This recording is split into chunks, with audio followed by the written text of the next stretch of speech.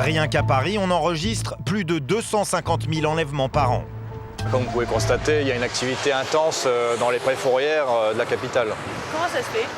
C'est toujours le même principe, c'est la culture du résultat. Il faut faire plus de voitures pour pouvoir avoir plus d'argent pour la préfecture. On peut parler de business, puisque à partir du moment où ça ne connaît pas la crise, c'est quelque chose qui marche bien.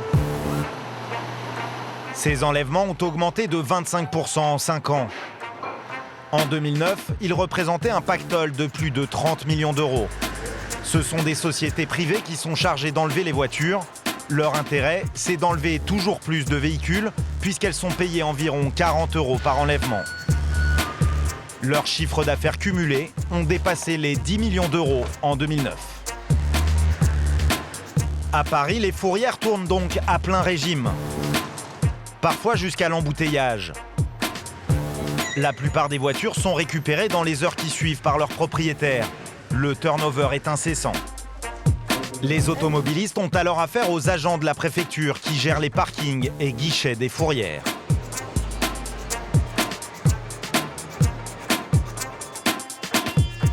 Dans ces locaux exigus et souvent bondés, on sent une certaine tension. Vous savez pourquoi je viens ? Oui. Je viens chercher ma petite voiture. 135 €. Oh, mais c'est du voleur ces gens. Oh là là. Combien ? Il n'y a pas de prix pour les vidéos ? Et pour les sans-papiers? Je suis sur une place de livraison, on m'enlève ma bagnole. Ah ouais? Non mais... Ah mais c'est... Là c'est dans le 10e. Oui. Ils passent tous les 10 minutes. Tous les 10 minutes, ils font le tour. Ah bah comme ça, bonjour, voilà, c'est pas de toc, c'est le jackpot. C'est l'État qui se régale. C'est ceux qui sont au pouvoir. C'est pas compris dans... Non, jamais. Alors là, vous voulez me ruiner ce mois-là, hein? Donc 170 €. Voilà. Oh là là, ça va pas le faire. Bah oui, c'est ce que je craignais, donc mon pare-choc est abîmé, voilà madame, j'ai tout gagné. Une voiture neuve, je suis content, je vais porter plainte. Bah attendez. Pour cet automobiliste qui dit avoir emmené quelqu'un aux urgences, aucune indulgence. Je vous demande quelque chose. Oui, il y a quelqu'un qui est gravement blessé, qui coule du sang. On le ramasse dans la rue, on le dépose à l'hôpital. Et c'est pas légitime ça? Alors, moi on m'a pris ma voiture devant l'hôpital. C'est non assistante en personne en danger.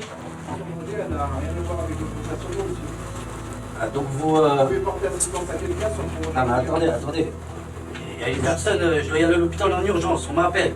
Je ramasse quelqu'un. J'ai pas eu le temps, vous savez bien quand même. Bon en fait, vous cédez pas, voilà, vous cédez pas. On va écrire un mot à Sarkozy, on va lui demander s'il peut nous enlever l'amende de sortie. On va demander clémence, on vous demande clémence maintenant. On va vous considérer comme des dieux. Effectivement, ces automobilistes pourront faire des réclamations par courrier. Mais pour récupérer leur voiture, aucune alternative, ils doivent d'abord payer. Bon, bah, merci, bonne journée. Bonne soirée.